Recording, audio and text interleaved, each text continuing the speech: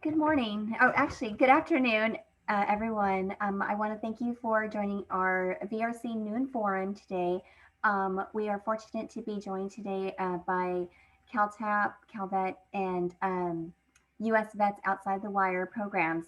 They will be facilitating our workshop for today. It's a great one, going right into finals. I hope that you can take these strategies and apply them. So, without further ado, I'm going to turn it over to Michael. All right, thank you, Jessica. And one other thing I wanted to start or just let you guys know, we're going to be taking a poll. And while I begin the presentation, we'll send that poll out just so we can capture who in the group is an ELAC student and is enrolled in at least one unit this semester. So Jana will take care of that, and I'll go ahead and start. Thank you for being here today. Today is May 26, 2021. You guys are here for the Building Resilience Through Health and Wellbeing webinar. Before we start, just some housekeeping. You may have received an email either last night or sometime today that had a couple links embedded into the email along with the Zoom information for the event today. Those links were a PDF copy of the California Veterans Resource Book. There was a link map, a PDF copy of the link map, which we'll talk about in a little bit. And then there was also instructions on how to use the chat. When it comes to the chat and when it comes to your questions for the presenters today, we're asking that you direct all of them to the CalTAP's question individual. And what we'll do with those is we'll use those to facilitate the questions and answers portion at the very end of the event. This is just what that PDF copy of the chat instructions look like. Feel free to take a picture of this if you're not familiar with Zoom, or check out your email and you could download this to your computer. All right, so I'm going to do a quick CalTAP overview. My name is Michael Cisneros. I'm a CalTAP training coordinator. I've been with Calvet for a little more than a year now, about a year and a half.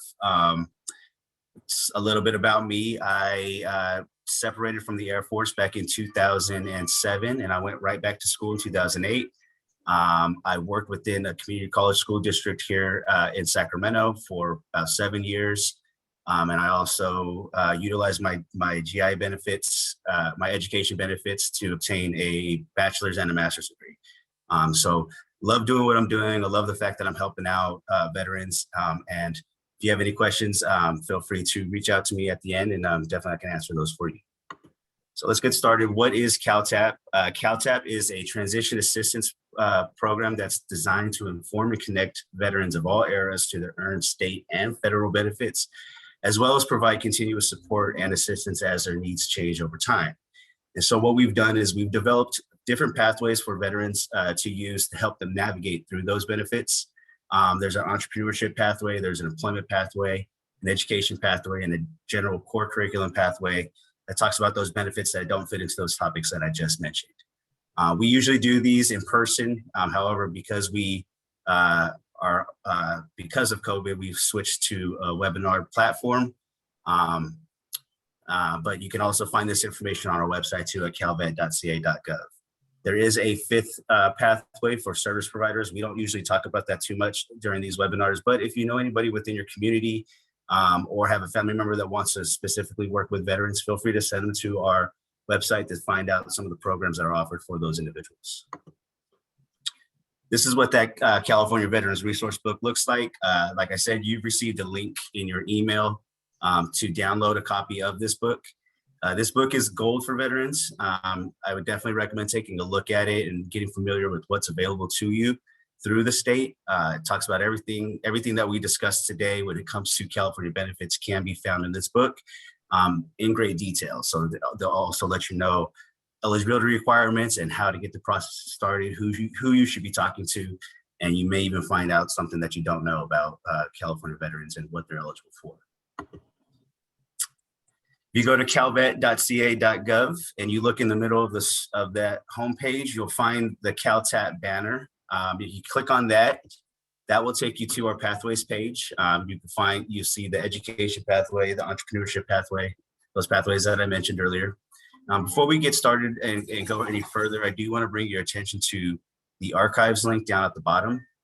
When you are on the Pathways page, you can click on this link and it will take you to previously recorded webinars. And so along with the information about what pathway that webinar fits into, and details about when we actually did it. You can also check out the video recording to see those past webinars and get information for whatever event that was the topic covered. All right, so how do you use CalTAP online? Well, with this example, we'll go ahead and start with the core curriculum. You click on that pathway, you're taken to a modules page that looks like this. Every pathway has a set of modules that are included in the pathway. For this one, you'll see information on the VA healthcare system, claims and compensation. Down at the bottom, you can find something on financial literacy. But if you're just kind of wondering what you're eligible for as a California veteran, you could always click on module number 5. And module number 5 will take you to a lessons page where you can actually download PDFs of different benefits that are offered to you. And information on how to get those processes started. This is an example of what you'll see with the college tuition and fee waiver, which I'll talk about a little bit in a second. So what are your California benefits, you're probably wondering. This information starts on chapter 1, page 13 in your resource book. And you can also download those PDFs on the lessons page. But one of the main ones that we get questions about is going to be the college tuition and fee waiver. Now, this is a tuition and fee waiver for child dependents. It's not for the veteran. I know that may sound a little confusing, but this is given to the veteran so that they could send their dependents to school without having to transfer their GI Bill education benefits to their dependents. I know everybody's situation may be different, and the option is still there for you to transfer your benefits if that's what you wanted to do. But this is just so that you don't have to choose between one or the other. It waives the tuition and fees at any UC, CSU, or California Community College. And there's 4 different plans: Plan A, Plan B, Plan C, and Plan D. Now, I said that this waives the fees for child dependents. That's for Plan B.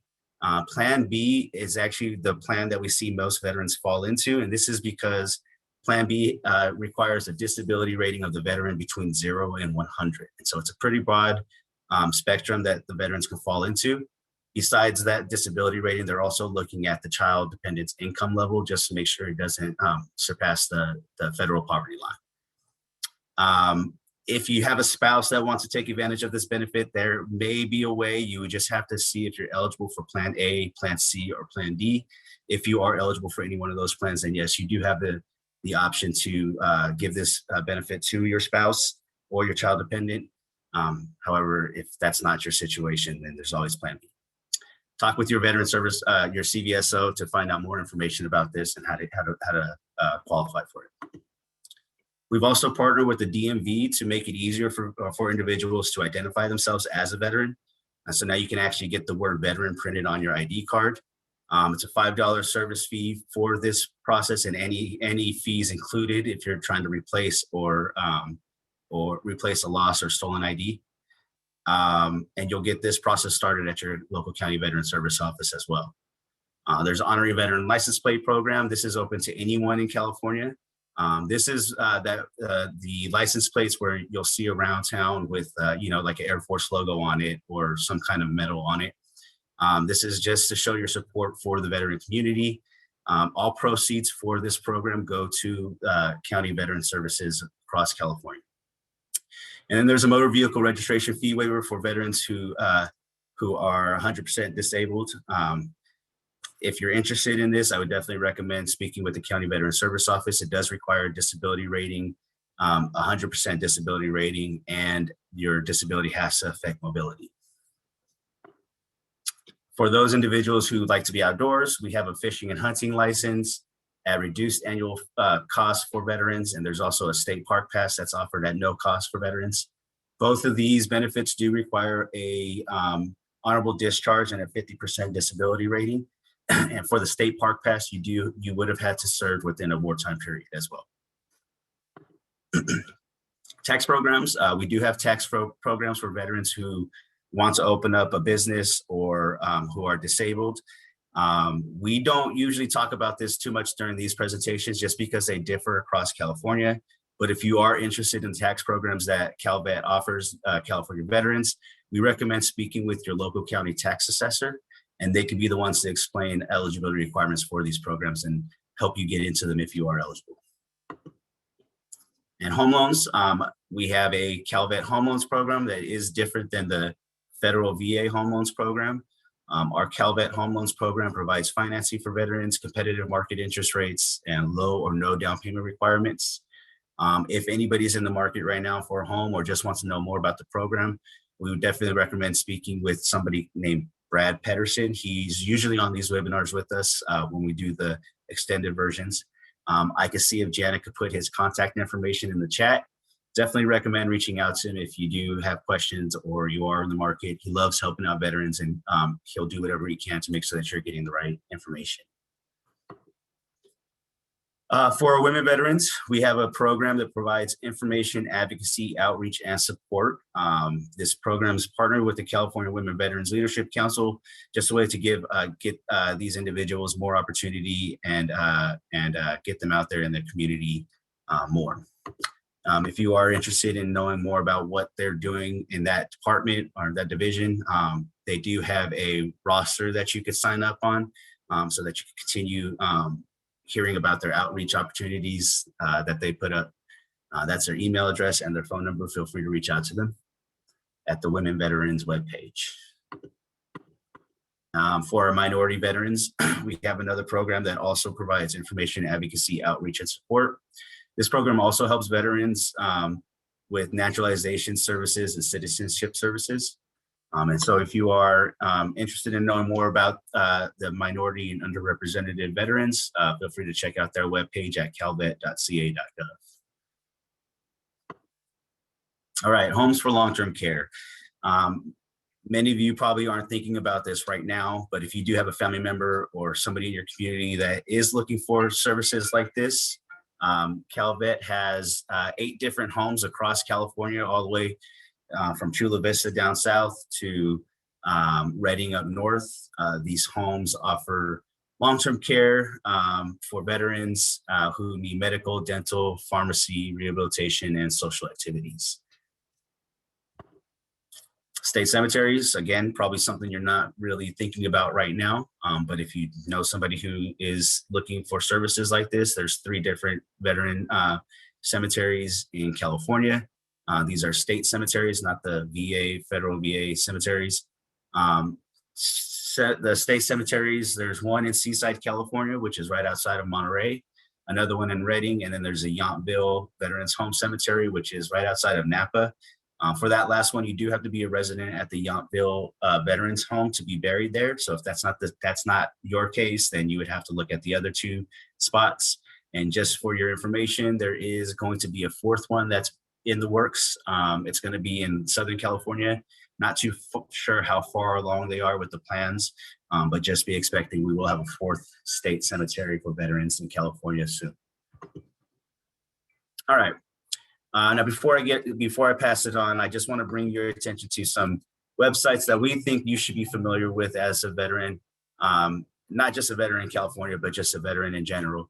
One of the main ones is going to be va.gov. Now, I like to think of va.gov as like a hub for veterans. Whether you're looking into the VA healthcare system or disability compensation, you need to check out your records, or you want to start your education. You can come to this website, click on any one of these links, and it will direct you to the right webpage you need to go to get those processes started, to sign up for education benefits, and to view records. You'll start here. Another one is Ebenefits. Ebenefits is going to be a website you'll go to if you are taking advantage of, let's say like disability compensation or education benefits. With this website, you can check out, whether or not, they're sending out money to you, how much they're sending out. Just for example, when I was a student, I was checking this website out once a semester.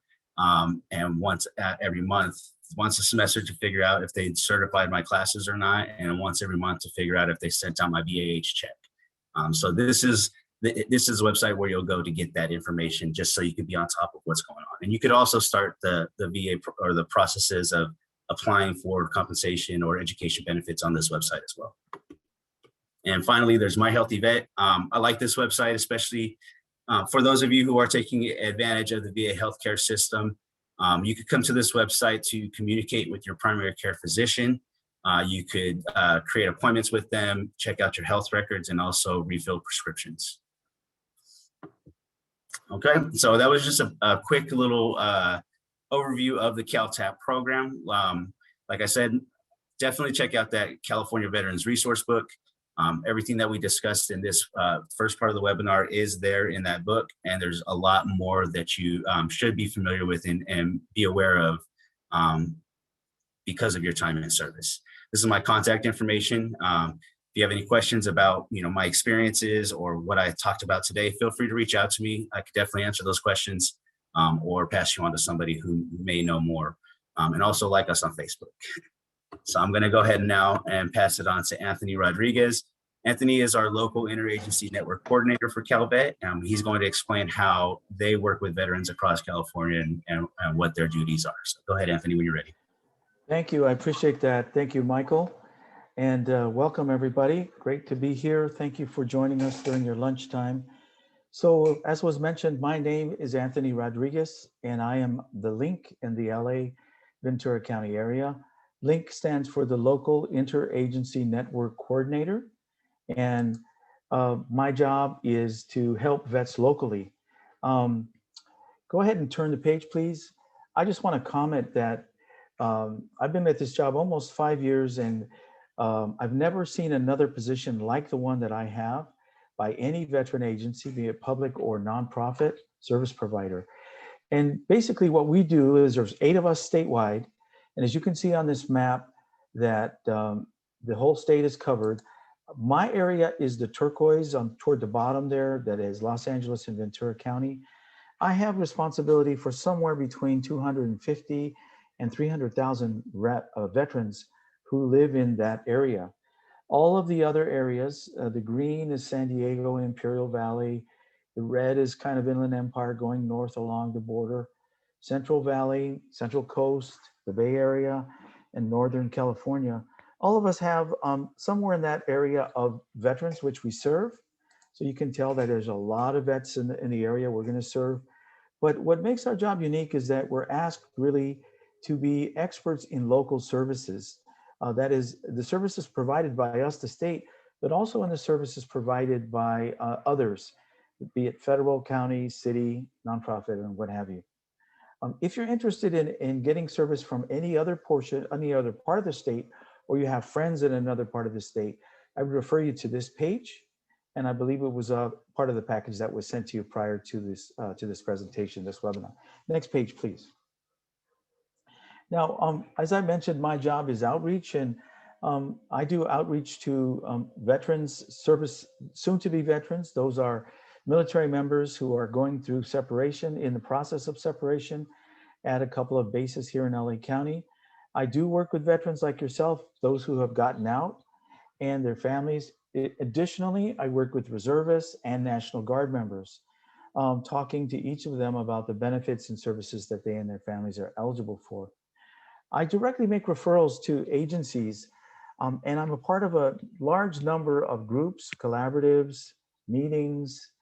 I'm on a lot of committees, and I really get to know them and what they do. So if you were to call me or email me about a particular benefit or service, I would be able to give you a direct phone number in most cases, or someone that I know, rather than an 800 number. And also, being that my background is as a Marine, I feel like I owe it to you to tell you the truth. So sometimes I'll tell you I don't know the answer, or sometimes I'll tell you, I haven't heard good things about an agency, or I have heard good things about an agency. So in that way, hopefully it helps you out. Additionally, I help with the local emergencies that occur in California. I'm a part of the State Office of Emergency Services, And should there be a natural disaster or fire, I'm called forward. And my particular area where I provide care would be for veterans and their families. And I mentioned providing local leadership with local communities. Next page. So knowing a lot of the agencies that are around, I know a number of agencies that help specifically only with employment. AJCC is one of those that does it on the public side, but they have contracted individuals. EDD, I know a lot of people as well. I work quite a bit with the County Veteran Service Office. The County Veteran Service Office works with us. We train them on how to do service-connected disability claims, VA claims. And LA County happens to have the largest number of representatives in the state. As well, work with healthcare, like really good groups like US Vets, which is about to come on, and others who provide great care as well. So if I can help you, if you have a question, please give me a call and be happy to do so. Next page. Finally, this is my contact information. That is my cell number, my work cell, and my email address. As I mentioned, if I can help you or if you have questions, you can email me and I'd be more than happy to help you out. So I'll turn it back over to Mike. Thank you, Michael. Thank you very much. And let me know how I can help you. All right. Thanks, Anthony. You got it. I'm going to go ahead and pass it on now to Michelle Fuentes. She's with US Vets outside the wire, and she's going to explain how they help out veterans with case management processing. So go ahead, Michelle, when you're ready. Thank you so much. Hello, everybody. I'm honored to be here today. My name is Michelle Fuentes, and I am a case manager with US Vets Outside the Wire program in Orange County. We do have an Outside the Wire program as well in LA. Next slide, please. Oh, I'm sorry. I just wanted you to take note of our 888 number. If you need any assistance or you have any questions for me, you can reach me at my email, mfuentes@usvets.org, or you can call the 800 number as well to reach me. Okay, next page, thank you. So what is care coordination through case management? It's a process to plan, seek, and advocate for and monitor services from different social services or healthcare organizations and staff on behalf of a veteran client. So veterans are provided with wraparound services based on their individual needs. Services include, but are not limited to, childcare, transportation assistance, legal services, moving costs, rent, security and utility deposits, payments, shelter and hotel vouchers, emergency purchases, automotive repair, financial security assistance, VA benefits, SSI or SSDI, disability, and employment. Next slide, please. So the areas that we serve and the eligibility requirements vary based on where you are. The Outside the Wire serves Los Angeles County. We are located in 8 community college campuses, and our staff is at the Veteran Resource Centers. In Orange County, we also serve 7 community college campuses, and we are there at the Veteran Resource Center as well.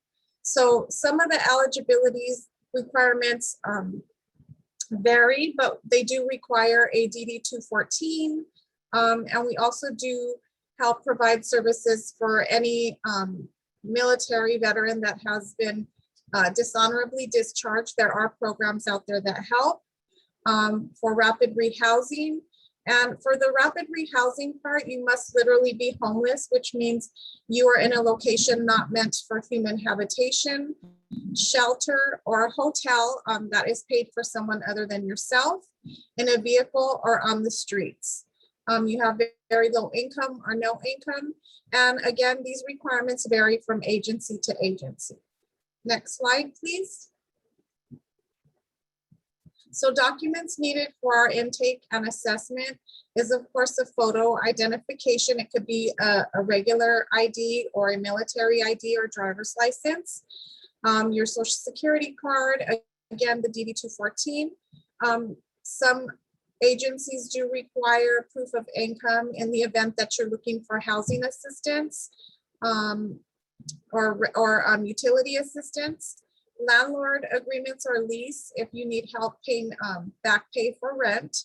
Utility bills, rent receipts, if you have an eviction notice, they do require that for housing assistance or rental assistance.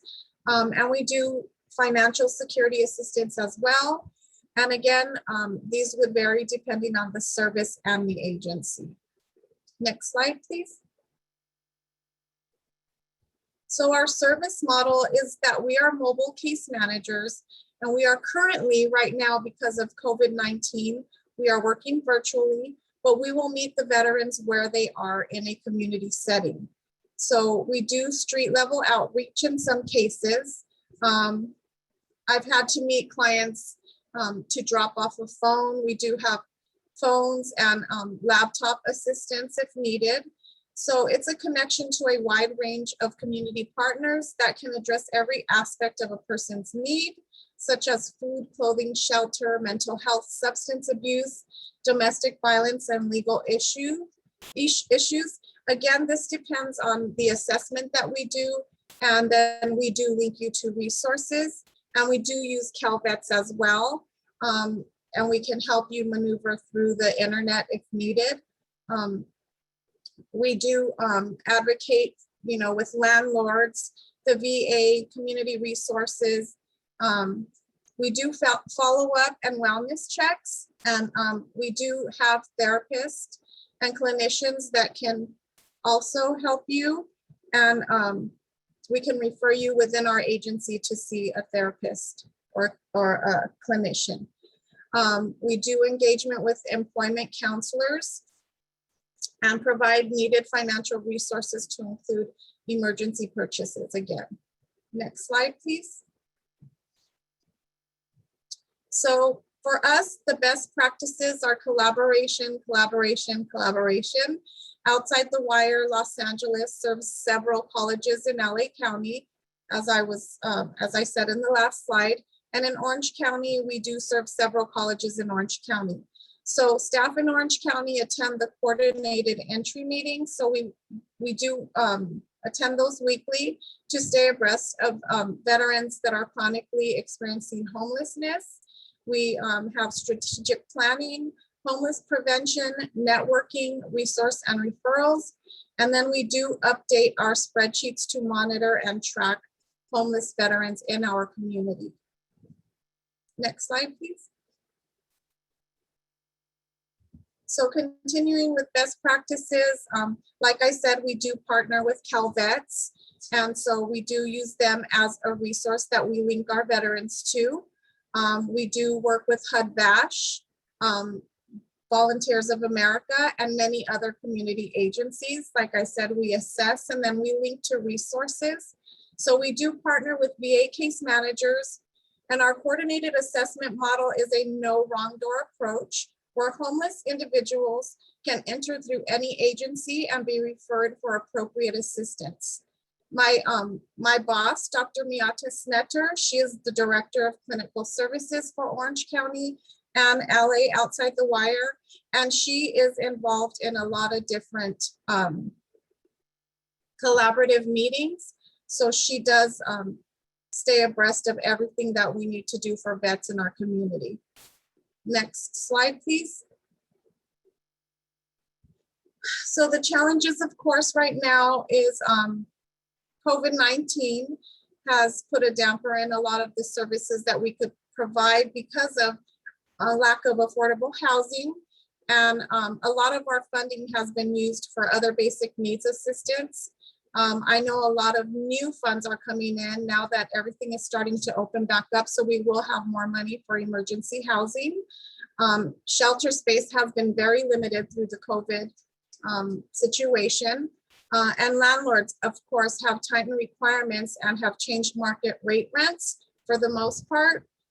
They now require an individual to have triple the amount of income for rent. Sustaining veterans in housing once they are placed, and jobs that pay a living wage. Due to COVID-19, we have lost a lot of available opportunities. And then we also have a lot of veterans that are suffering with poor credit history. Next slide, please. So benefits to our veterans. Serving the veterans in both programs keeps the veteran positively engaged in improving their situation. They have a case manager working with them at all times. And this encourages the veteran to focus on their needs and make an effort to resolve where possible. Due to the monitoring requirements of veterans, veterans are aware that their progress will be followed for a period of time, and they are also made aware that case managers are available to them as needed. Case managers are the link that helps the veteran access services, to include counseling services within our agency. Next slide, please. So in conclusion, our mission here at US Vets is to end veteran homeless in the United States. The streets are simply no place for veterans, no place for the many men and women who have volunteered, giving of themselves and their youth to protect our great freedoms. We believe all veterans deserve every opportunity to live with dignity and independence, and it is our duty at US Vets to deliver on our promise to always serve those who have served. Although we use the Housing First model, we ensure that the veterans have resources or access to resources to help them to sustain their housing, as well as access to basic needs assistance. Ending veteran homelessness is our goal, and ensuring the veterans receive support and sustain is our mission. Next slide, please. Again, here is my contact information. US Vets Outside the Wire Program OC. We do help, we do not turn away any veteran. So you can reach me through my email. My cell phone number is on there, as well as the 800 number. And always remember that support is just a phone call away. Thank you. All right, thank you, Michelle. Appreciate that. And now we're going to go ahead and pass it on to Julie Thornberry. She is also part of US Vets Outside the Wire. Good afternoon, everyone. Welcome to the presentation today. Thank you, Michelle and Anthony and team for inviting us, and of course, Jessica Peak, ELAC Veteran Resource Center Director. My name is Julie Thornberry, and I am a licensed therapist and clinical supervisor at the US Vets Outside the Wire program in Los Angeles. I'm especially excited to be in this presentation today at ELAC because ELAC happens to be one of the schools we partner with in LA County, and we have a presence with on campus in the Veteran Resource Center, now remotely. So this is a special opportunity to reach out to the student veterans to let you know that we're here for you. So today's presentation is actually going to be looking at a topic that, when I was trying to think of things that might be helpful for student veterans or just veterans or anyone right now in terms of mental health, especially during these trying times during COVID, but could also be useful afterwards, unhelpful thoughts really came to mind. You know, it's one of those classic topics that we learn a lot about as therapists, but sometimes we don't really learn about it otherwise. And it's so useful, and anyone and everyone could be helped. So this is really an introduction in how to recognize, identify some unhelpful or distorted thoughts, and how you can begin to challenge or balance them so they don't have to have such a negative impact on you. So let's just jump right in. So today's presentation objectives, first of all, we just want to learn how our thoughts impact our feelings and our behaviors. So what we do, you know, they're called the cognitive triangle, and really it's just how they all interact. So we're going to go a little bit into that as an introduction. And then building upon that, we're going to examine how these automatic negative or unhelpful thoughts can not only impact our feelings and our behaviors, but they can actually really negatively impact our mental health and create a lot of impairment. And this could be anxiety, depression, low self-esteem, anything following through to just extreme procrastination or lots of stress. We're also going to look at 5 really common unhelpful thinking styles. I think all of us have experienced some of these at some point or another. We might not realize it. Maybe it hasn't had a huge negative impact, but once you start to get introduced, it'll be a lot more to identify them. And if you start to realize they're happening a lot for you, especially when you're feeling bad, you can start to realize how it's impacting you. And then just some beginning introduction tips and some instructions on what you do once you identify these thoughts and they're popping in your head. So that's our goals for today. So let's get to it. Next slide. So as I mentioned, this is the cognitive triangle. So this is just a visual representation of how thoughts and feelings and behaviors all interact. But for the purposes of this presentation, we're really looking at where it starts with those thoughts. A lot of them are just those automatic thoughts that pop in our head. And they're so common, sometimes we're not even aware of them. So an example might be a thought pops in your head, nothing I do matters. Well, then that thought could create a feeling, which is to be hopeless, sad, feel despair, feel down on yourself. And then if you feel down on yourself and hopeless, well, this could impact your behavior. You might not start a project at school. You might isolate and just get caught in your head with all of these thoughts and feeling worse and worse and isolating more and more, which could make you not feel good or could put you behind and give you lower grades, which of course aren't going to make you feel good. And then that's going to feed right back and reinforce those thoughts. So they all connect. So just if you take nothing else away from this presentation, but recognizing how these all influence each other, you're going to be ahead of a lot of people. So next slide, please.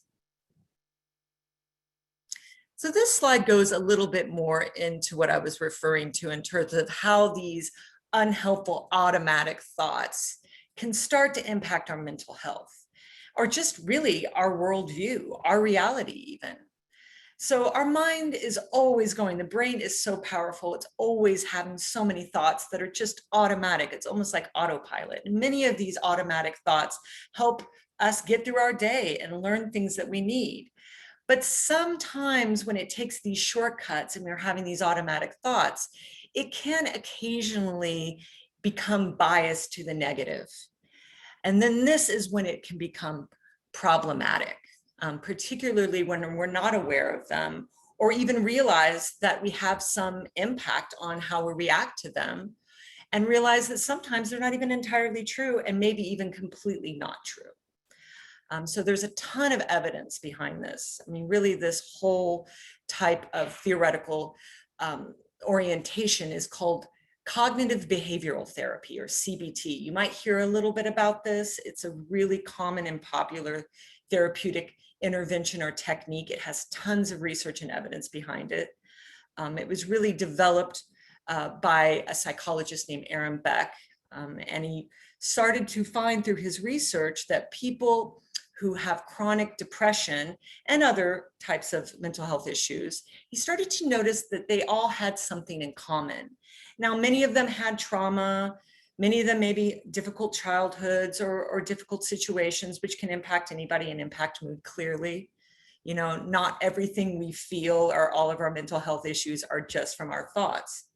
But he found a tendency or a bias with many people with depression, for example, to have this chronic bias in their automatic thinking to be very self-critical or very negative, and how this wasn't helping them. And in fact, it was making things worse and kind of getting them stuck. So his idea is if we can interrupt or challenge some of these unhelpful or distorted thoughts, or even find a way to balance them, this would be a powerful tool to help people feel better, along with other things that they might be dealing with. And so that's just a brief introduction to CBT. So, you know, a lot of therapists, even if they're not CBT therapists, might be looking at cognitive techniques or looking at how our thoughts or self-talk impact our feelings and ultimately our mental health. So next slide, please. So for today's presentation, I wanted to focus on 5 really common unhelpful thinking styles. There are more, but I selected these because I think they're really common. I can say I've experienced these at some point or another, probably even at times I wasn't even aware of. And I can tell you, even as a therapist, even as a supervisor, sometimes I find myself having to go and really pay attention to what I'm thinking. So this is a tool I utilize. And once again, this isn't about trying to make people feel that if they're depressed or anxious or going through grief or trauma, that it's all in their head. I mean, we have our traumas, we have our feelings, and being able to identify those feelings and process them, whether in therapy or not, is an important aspect of feeling better and healing. But we're just looking today at how we can utilize this tool, the identifying of these unhelpful thoughts, and beginning to step back and examine them of how accurate or helpful they are. So today we're looking at mental filtering, jumping to conclusions, black and white thinking, overgeneralization, and labeling. So next slide, please. So the first we're going to look at today is mental filtering. So this is the tendency to focus on negative events while neglecting the positives. So of course, good and bad things happen all the time. And sometimes there are more negative things that happen. But if our brain or our thoughts is disproportionately focusing on negative things, it can get very, very unbalanced and make us feel much worse than we need to. So next slide, please. So mental filtering, once again, is noticing our failures, but not seeing our successes. So only paying attention, for example, of negative feedback from a teacher or supervisor and ignoring the positive, right? I mean, we've all been there. When you do a presentation or you do a project, we will fixate on the one place we perceived we messed up or we got negative feedback, and our brain will loop on that and focus it. But in the meantime, all the things that went smoothly or that we did well or the positive feedback just kind of goes to the wayside, right? I mean, we've all had a little bit of that. So another example might be noticing what we got wrong on a test and not giving ourselves credit for what we got right. Only focusing on those negatives, more self-critical types of thoughts that are just popping in our head and they're going unchallenged. So another example might be focusing on the challenges of remote learning or work and not acknowledging the benefits. I mean, we're all far enough along in this process to realize there's been good and bad. I mean, it's been stressful and difficult transition for many student veterans or just veterans in general in the workplace with our families and kids at home, but there have been some benefits. And if we don't examine that balance, such as, hey, maybe we don't have to commute as much, not as much time in the car, maybe getting more time with our family. So it's just really dwelling on our failures and our challenges and forgetting or overlooking or discounting our successes and our achievements, fixating on our weaknesses and ignoring our strengths. So when we start to notice a pattern of this type of thinking, it's really helpful, just to acknowledge it. Wow, this is happening. It's automatically happening. And then stepping back and going, is this really the whole story?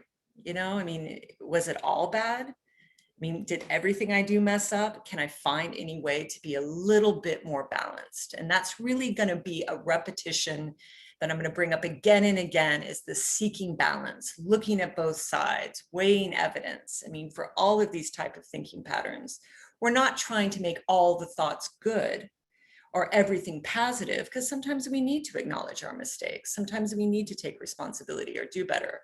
This is really just when it's disproportionately negative to the point we really notice it's triggering us. So next slide, please. So the next unhelpful thinking style is called jumping to conclusions. So this is the tendency to make irrational assumptions about people and circumstances. So we're getting one bit of evidence and we're jumping to a conclusion. So let's go to the next slide, please. So jumping to conclusions are often found with the tendency to mind read or fortune tell, and so this happens a lot. I know even with my own clients, I find this coming up again and again. So mind reading and fortune telling are the most common types of jumping to conclusions. So mind reading is imagining we know what others are thinking or feeling. So probably all had a little bit of this in a relationship, a friendship or maybe a partner. they're kind of removed, they're not smiling, they're not interacting, we might mind read that they're upset at us or that they don't like us. Say a teacher isn't calling on you enough or getting back to you fast enough. We might mind read that they don't like us or we're not doing a good job. We're jumping to that conclusion. We don't know really what anybody's thinking or feeling unless we ask them and they're willing to tell us. So be in mind, no matter how much you know somebody, trying to mind read, particularly if what we're mind reading or jumping to the conclusion is negative and we're having a negative reaction, it may not be accurate or entirely accurate, and it might be very unhelpful. So some things to do when you start to notice this mind reading or this jumping to conclusion. Well, what if we're wrong? Is it possible they're acting this way? Could there be any other reason? How do we know if we don't ask them, if they're not willing to tell us? Have we ever been wrong what we thought others were thinking or feeling before? Have we been able to identify a time where maybe we got it wrong once we talked to someone? What actual evidence do we have? So this is just some of the questions to pose to yourself rather than just accepting everything that pops in your brain as a fact, right? Because sometimes the automatic thoughts may be true, they may be partially true, sometimes true, or not true at all. But until we start stepping back and weighing it and questioning it, we may end up just accepting an unhelpful thought that's not true, which of course, isn't a good thing at all. And then we want to look at fortune telling. So this is when we do a type of predictive thinking or guessing about what will happen in the future. And when we're looking at jumping to conclusions in terms of unhelpful thinking styles, we're really looking at the future and going to the worst case scenario, looking at the most catastrophic or negative possibility. I call these the what ifs, right? So a tendency to do what if, and it's always followed by something bad. Now, obviously, being able to look in the future and weigh potential negative things that may happen or consequences, preparing. I mean, as veterans, how many drills and things did you have to do to prepare for bad events? So it's okay to look forward and consider and prepare for something bad. But if we're going there automatically, if we're staying in that area, this could create a lot of anxiety. It could inhibit our actions and our behaviors. It could make us really stressed. And let's face it, just because we think something bad may happen and we predict that doesn't mean it will.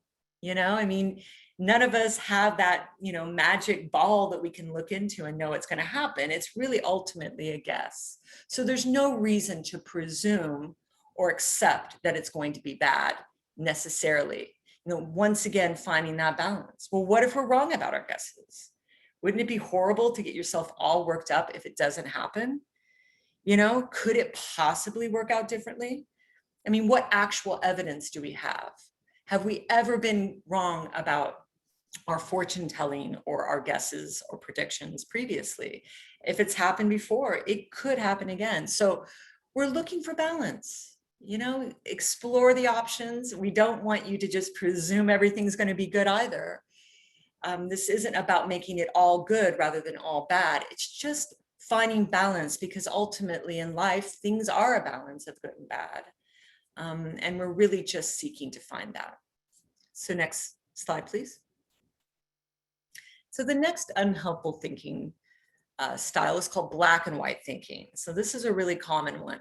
This is the tendency to see things as all or nothing. They're either good or bad, right or wrong.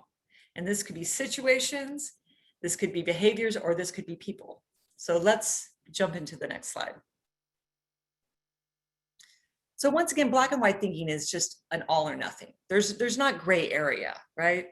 So you're only seeing one extreme or the other. You're either right or you're wrong. You're either a good person and you've done everything good, or you're bad. There's no exceptions, no shades of gray. So here's some examples that might pop in your head. If I'm not perfect, then I've failed. If I don't get an A, then I've messed up and I'm a failure. I either do this paper or project perfectly, or I'm not going to do it at all. This type of perfectionist thinking can really make it hard to get things done, because people start and they just blank because they feel so much pressure to make everything perfect. And then sometimes they don't end up doing it, and then they get a bad grade, or they don't turn it in because they're so scared. That type of all or nothing thinking can really get in the way. So in interpersonal relationships, you either support me or agree with me, or you're against me, right? We've had a lot of this in our culture. You know, we don't agree on everything, but everything isn't black or white. There are some things we could agree on. And when we can find that middle ground, it really helps so many conflicts to be resolved or reduced or much more solvable. You either love me or you hate me, you know? So you either love me and can show me love the way I need to be shown, or you don't love me, right? It's all or nothing.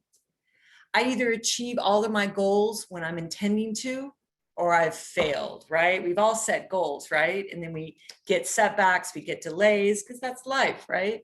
But then if we don't reach that goal in just the way we thought it should happen or in the right amount of time, well, suddenly we can get really hard on ourselves or feel like we've messed it up or just want to give up, right? And so that's not helpful. So once again, you're probably going to get sick of me saying this. You really want to step back once you've identified this thinking pattern and it triggering you, and look for the exceptions, look for the balance.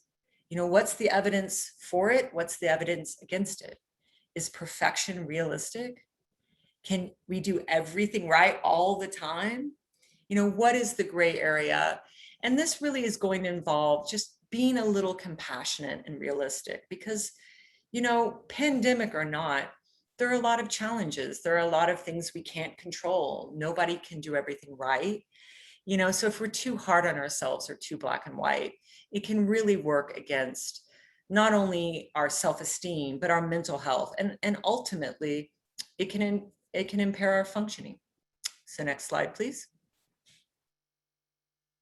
The next unhelpful thinking style is overgeneralization. So the tendencies to make broad generalizations based on a single event and minimal evidence. So let's look into more about overgeneralization on the next slide, please. So with overgeneralization or overgeneralizing, you're going to find a lot of your thoughts or statements are going to have words like always, never, nothing, no one, everything.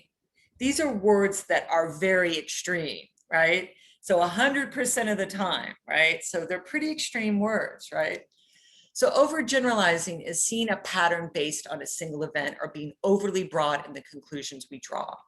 Common use of words such as always, never, nothing, no one, and everything. So some examples are, I always mess things up. Nothing ever works out for me. I always fail at everything. Everyone understands but me. No one cares about me. So we've probably all had a few of these pop in our brain, particularly when things don't go our way. Maybe we're rejected, we're disappointed, we're feeling frustrated.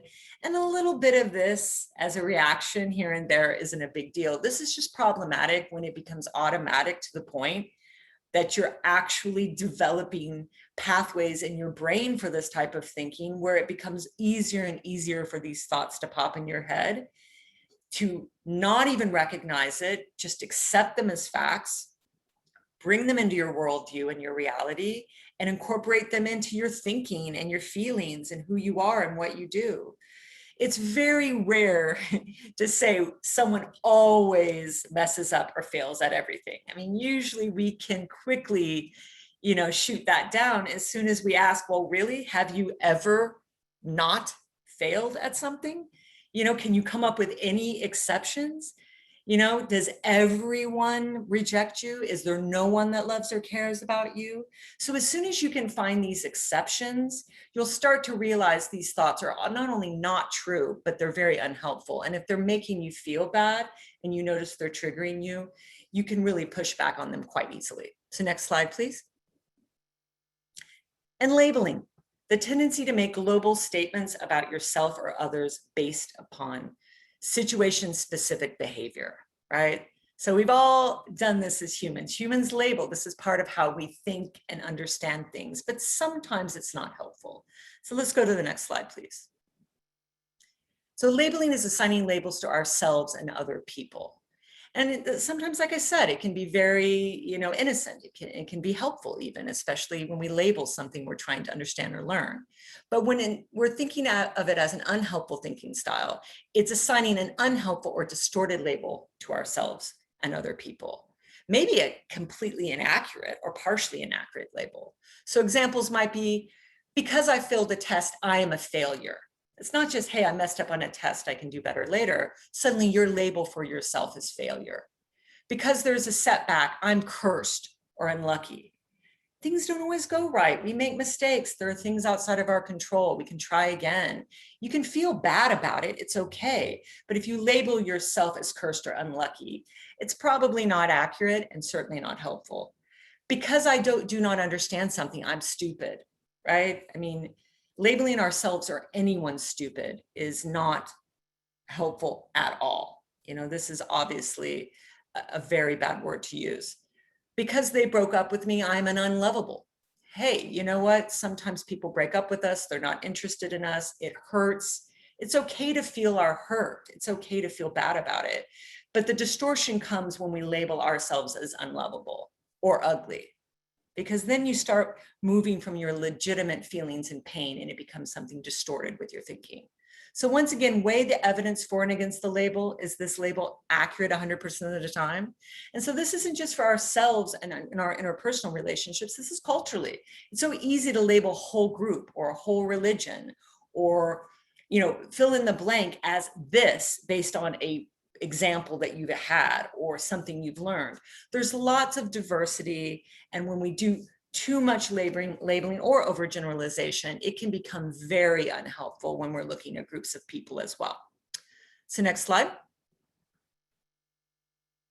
And so this page, we're just going to kind of review some of the things I've already been going over. So we can't necessarily control what thoughts pop in our head. So even trying to is probably going to feel frustrating and pointless. These thoughts just pop in there, right? So don't feel bad when they pop in there. It's okay. You can't control that.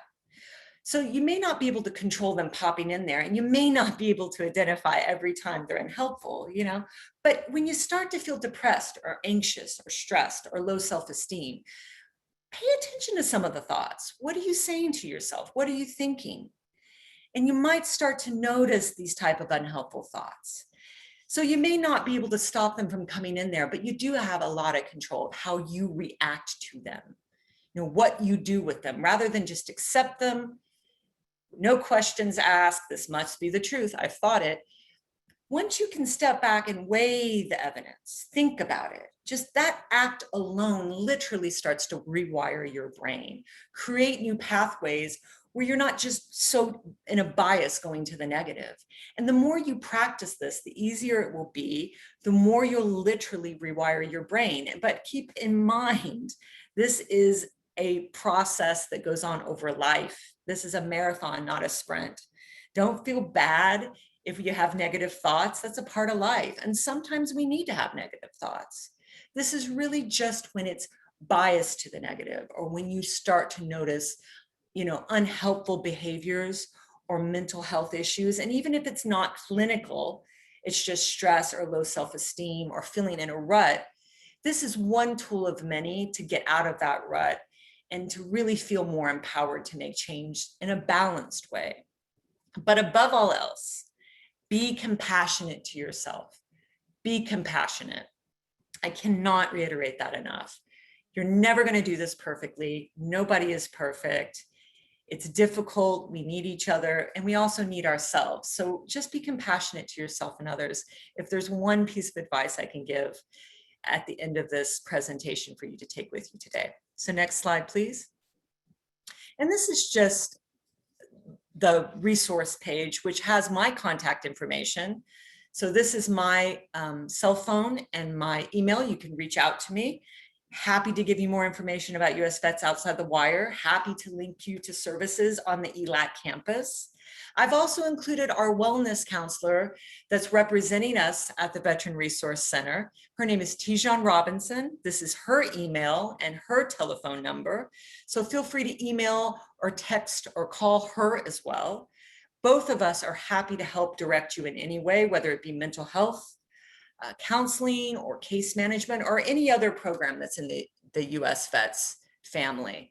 And lastly, I just always like to include our Veteran Crisis Line. It's a 24/7 free confidential hotline for veterans. You dial, press 1. They're there for you if you ever need help, ever want to talk.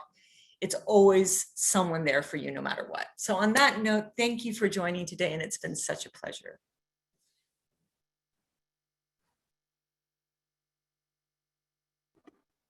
All right. Thank you, Julie. Appreciate that. All right. We're going to go ahead and move on to the questions and answers portion now.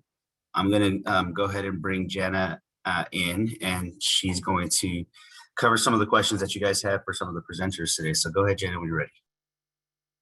Okay, we actually only got one question in, and as I am asking this, if anyone does have any questions, feel free to put it in the chat. You can just ask it to CalTAP questions. That's what I'm monitoring.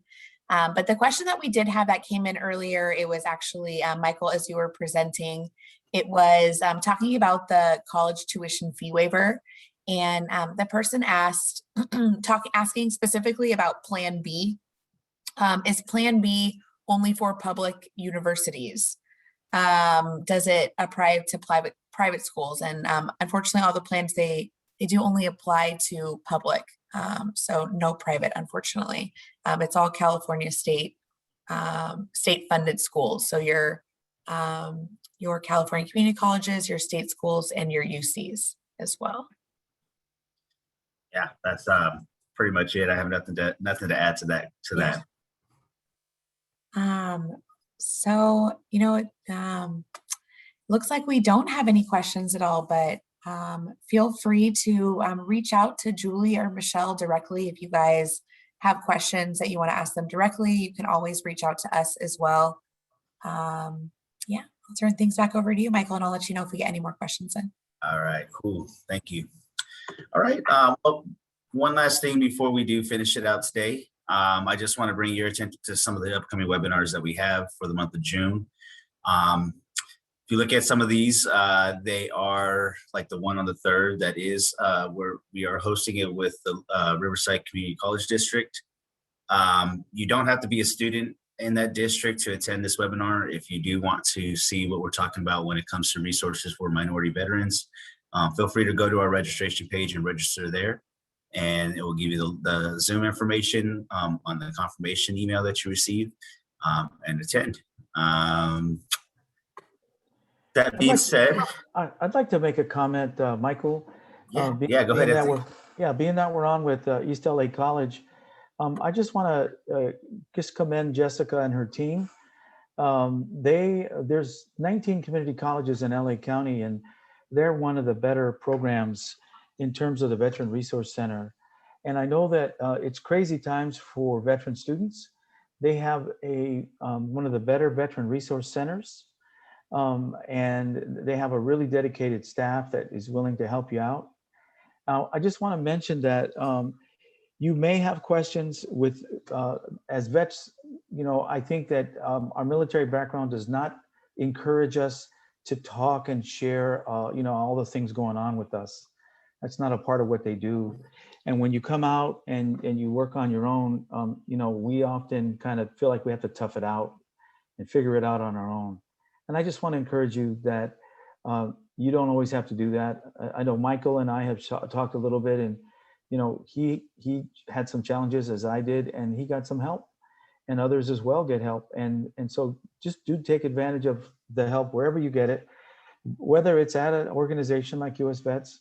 But the colleges are really, really good, and they really have some good people that can, you know, help you. And they've probably been through something already or heard of it, you know, if you're going through something. So please take advantage of them, and you don't have to. Sometimes it feels like we're swimming upstream. You don't have to swim upstream by yourself, and take advantage of that. So I'll leave you with that, and anything I can do, or any of the speakers, I'm sure we're all ready to help. Thank you. Thanks, Anthony. Appreciate those words. And I'm sure ELAC does too. But Jenna actually says that we have one more question. So go ahead, Jenna. Yeah, Julie, this may be for you. I don't know if Michelle, you want to jump into, but the question is, what mental health vet services are available to vets exceeding income limits? So all of our services are free. So there's never, ever, ever a charge. We never turn away any veteran. I mean, obviously, Outside the Wire was really developed to work with student veterans. So that's why we partner with, the community colleges such as ELAC. But right now, with remote restrictions being lifted, we've also been working with veterans who are not students, because they don't have to be on the campuses. And some of them aren't even like in Los Angeles. So in terms of Orange County and LA, anybody that wants any mental health services, veterans or family, reach out. We will serve you, or we will find someone that will serve you. We do not turn anyone away. So if you want to reach out to me, you see my email is on the screen. Obviously, Michelle's a case manager, but she can also refer to therapy. Reach out, and happy to help. Wonderful. Julie, I have another couple questions for you. Are there any grief support groups available? So, we do run groups, and actually Tijan has a group, and you could maybe put that in the chat if you're here, Tijan. I know she's been trying to launch, it's not specifically a grief group, but she's been trying to launch a support group at ELAC. And sometimes with the remote times, it's a little hard to get people to show up, but she would be thrilled if it's at ELAC to incorporate grief, or, bring in any sort of need that student veterans have. If you want to reach out to her or me, we can link, and that could be incorporated. We don't specifically right now have a grief group running. We have a Women Vets on Point program in US Vets, specifically for female veterans, and they run a lot of groups, and I would be happy to link if it's a female veteran. But if they want to reach out to us, we can link, and if a grief group needs to be started and there's enough interest, we can make it happen. I did also want to mention, just to comment, to answer that question on the cost of the care. I think the question may be coming from a perspective if the person goes to the federal VA. And the beauty of US Vets is that it's a nonprofit private provider. So they're able to have different requirement for, eligibility. And on the VA side, there can be issues where there's cost. However, if you do file a service-connected disability claim, that could be a way to go around that. But I appreciate so much that they come to you, US Vets does, they come to you right at the college, and making it more convenient, right where the students are. So I applaud what they do. Thank you for that, Anthony. And just to let you know, we help with service connection referrals too.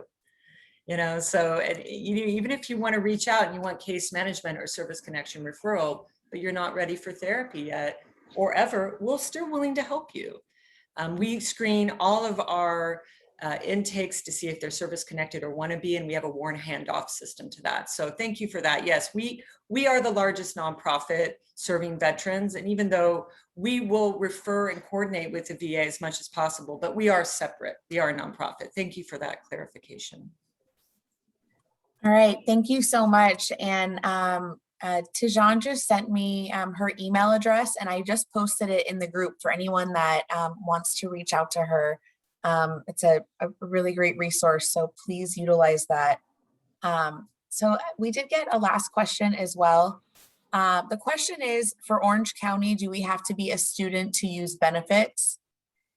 And I'm not exactly sure where this is directed at. If you are, there's lots of benefits you can have if you're not a student. If you're not a student on this webinar, you can certainly still take advantage of the benefits that everything that we've been talking about. You don't have to be a student. So you don't have to be a student to attend this webinar either. So So I can speak, that was really a question for Michelle, because she's the case management benefit. Okay. But no, as she said, we don't turn anyone away. You do not have to be a student.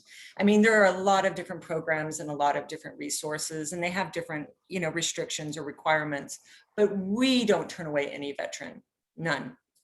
And so we will link you and work with you, but you do not have to be a student. Great. Well, that's it for questions. So I will turn it back to you, Michael, and I'll let you know if we get any more in.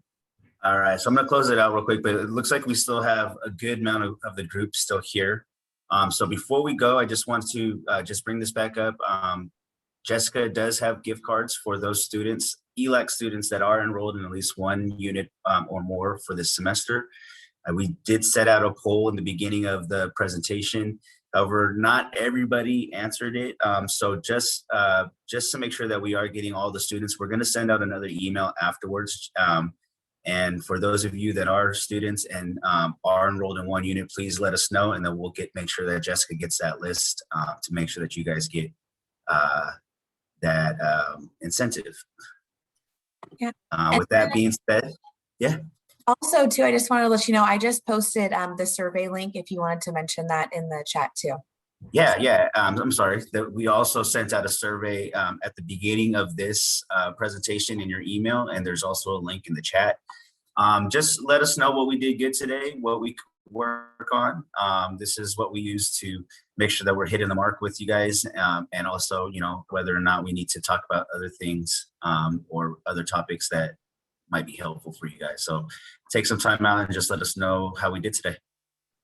With that being said, I want to thank you guys all for being here and sticking around to the very end. If you have any questions for either one of us or for CalTAP, feel free to reach out to us. This is our contact information. And definitely like us on Facebook too. Thank you. Thank you for joining us today. Thanks, Jessica. CalTAP, you are amazing. Awesome. Thank you. Love working with you. All right, everybody have a good day, okay? Have a great day, everyone.